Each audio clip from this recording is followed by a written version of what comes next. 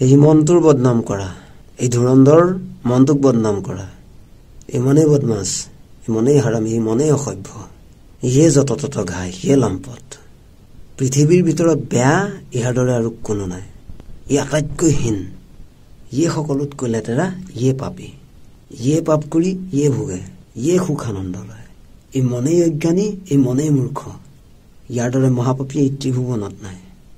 ইয়াক বদনাম কৰা, ইয়াৰ নিন্দা কৰা, যি গালি দিব লগা আছে ইয়াক দিয়া। ই গালি খোৱাৰ যোগ্য, ই বদনামী হোৱাৰ যোগ্য। ইয়াৰ কৰ্মৰ পৰিণাম কেৱল গালি হ'ব লাগে।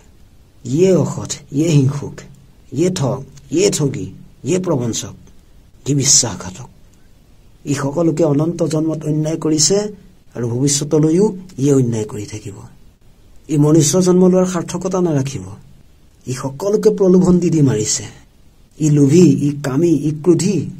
যিমান বিনাশকাৰী বস্তু আছে সব ইয়াৰ হাতত আছে। ই কেৱল পতনৰ ফালে লৈ যাব পাৰে। ই কেৱল ধ্বংসৰ কাৰণ। ইয়াক বদনাম কৰা, ইয়াক লাজ দিয়া, এই অসভ্য মনটোক লাজ দিয়া। ইয়াক শাসন কৰা। ই নিজকে বহুত বলৱান বুলি ভাবে। ই মহা অহংকাৰী। এই শৰীৰটোক ইয়ে বেয়া কামত লগাই থাকে, ইয়ে বেয়া কামত খটাই থাকে। এই শৰীৰটোক সদায় ভোগৰ ফালে আকৰ্ষণ কৰা। ই কেৱল ভোগ কৰ সুখ ল, ভোগ কৰ সুখ ল, কেৱল প্ৰলোভন। ই ঠগ, ই মহাপ্ৰবঞ্চক। ইয়ে বেয়াবোৰ চোৱাই, বেয়াবোৰ শুনাই, বেয়াবোৰ খুৱাই। ইয়ে বেয়া কৰি আছে সকলোকে। যিবোৰ কৰহিত কাম, যিবোৰ অহিত কাম, সেইবোৰত সি লিপ্ত কৰায়। ইয়ে বদনামী কৰি মাৰিছে, ইয়াক বদনাম কৰা। ইয়ে স্ত্ৰী শৰীৰত ভোগৰ আকৰ্ষণ কৰায়, ইয়ে ধনত আসক্তি কৰায়, ইয়ে মায়া মোহত লিপ্ত কৰায়। ই চলনাময়ী, ই চলনা কৰি কৰি ফচায়। ই মহাচুৰ, ই সৎ চিন্তনবোৰ চুৰ কৰি নিয়ে, সৎ চিন্তন পাহৰাই দিয়ে। ইয়াৰ কথাত ভুল নাযাবা, ইয়াৰ প্ৰলোভনত ভুল নাযাবা। ইয়ে তোমাক দুৰ্গতি কৰে, ইয়ে পস্তুৱায়। কাৰোবাক যদি হাঁহিবলৈ, নিন্দা কৰিবলৈ মন আছে, এই মনটোক নিন্দা কৰা, এইটোক হাঁহা, এইটোক লাজ দিয়া। ই মহাহাৰাম, ইয়াক বদনাম কৰা। যি কৰিব নালাগে সেইবোৰ কৰে, যলৈ যাব নালাগে তালৈ যায়, য'ত যাব লাগে তালৈ নাযায়, যিবোৰ কৰিব লাগে সেইবোৰ নকৰে। ই মহা অলগদ্ধ, ইয়াৰ পাল্টি মৰা স্বভাৱটো বেছি। ই ভগৱন্তৰ চিন্তনত, ভাল কৰ্মত সদায় বাধা দিয়ে। ইয়াক কেৱল ভোগৰ আনন্দ লাগে, ই কেৱল ভোগ বিচাৰে। এইটো ৰাক্ষস, সেইটো লোভিয়া, ইয়াৰ অসভ্যালি বন্ধ কৰা। ই 2 ঘণ্টা 3 ঘণ্টা ধৰি মিছা ব্যৰ্থ চিনেমা চিৰিয়েল চোৱাত এলাহামনি নকৰে, কিন্তু ভগৱন্তৰ চৰ্চা, ভগৱন্তৰ চিন্তনত ই এলাহ কৰে। ই সদায় ভগৱন্তৰ মাৰ্গৰ পৰা কেনেকৈ পলাই থাকো এইটো বিচাৰে, সুৰুঙা বিচাৰি থাকে। কেনেকৈ মায়াৰ ভোগত আসক্ত হ'ম, কেনেকৈ ভোগ কৰি সুখ আনন্দ ল'ম, এইবোৰ সুৰুঙা বিচাৰি থাকে। ই ঈশ্বৰৰ জ্ঞান, ঈশ্বৰৰ তত্ত্বৰ লগত কোনো লেনদেন ৰাখিবলৈ নিবিচাৰে। ই ভাবে বিষয় বাসনাৰ লেনদেনে ডাঙৰ লেনদেন নেকি, বিষয় বাসনাৰ ভোগ চিন্তনেই ডাঙৰ নেকি, এইবোৰৰ পৰা সুখ প্ৰাপ্ত কৰাটোৱে সত্য নেকি।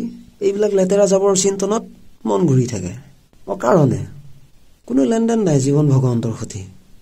ভগৱন্তৰ বাবেই যে সি জীয়াইছে, ভগৱন্তৰ বাবেই যে সি বলৱান হৈ আছে, ইয়াৰ কোনো ভূক্ষেপে নাই। এই আত্মা চাত্মা, ভগৱন্ত চগন্ত এইবিলাক পাত্তাই নিদিয়ে। ধন সম্পত্তি, যশ মান খ্যাতি, স্ত্ৰী ভোগ, এইবোৰহে যেন আটাইতকৈ গুৰুত্বপূৰ্ণ বিষয়।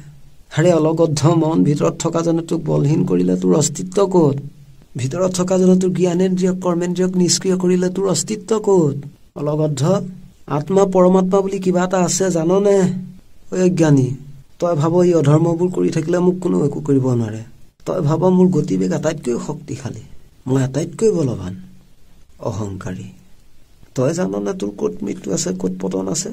শুন, তই যাৰ সহায়ত আজি অতদিনে বলৱান হৈ আছিলি, নিজকে শ্ৰেষ্ঠ পৰাক্ৰমী বুলি ভাবি আছিলি, তই যাৰ বলৰ সহায়ত বলৱান হৈ আছিলি, যাৰ সহায়ত তই জীয়াই আছিলি, সেইজন কোন জান? সেইজনে তোৰ বিনাশকাৰী কৃষ্ণ, সেইজনে ভগৱন্ত, যাক নিচিনি, যাক নামানি অহংকাৰী হৈ মাতাল হৈ ঘূৰি ফুৰিছিলি। তোৰ এই কৃষ্ণৰ হাততেই বিনাশ আছে, তোৰ কৃষ্ণৰ হাততেই পতন আছে। কৃষ্ণ নামৰ হাততেই তোৰ দৰ্পচূৰ্ণ হ'ব, তোৰ অহংকাৰ ভস্ত হ'ব। তই কৃষ্ণ নামৰ অস্ত্ৰৰ প্ৰহাৰতেই মৰিব লাগিব, তোৰ চব টিঘিল খিলনি সমাপ্ত হ'ব। তই এদিন নহয় এদিন মৰিবি অহংকাৰী মন। তই ঈশ্বৰক নামানি, ঈশ্বৰৰ পৰা বিমুখ হৈ ঈশ্বৰক আওকাণ কৰি মহাপাপাৰ্জি ললি। এই পাপৰ ফলেই তোৰ এদিন বিনাশৰ কাৰণ হ'ব, তই অধঃপতনে যোৱাৰ কাৰণ হ'ব, তোৰ পতনৰ কাৰণ হ'ব।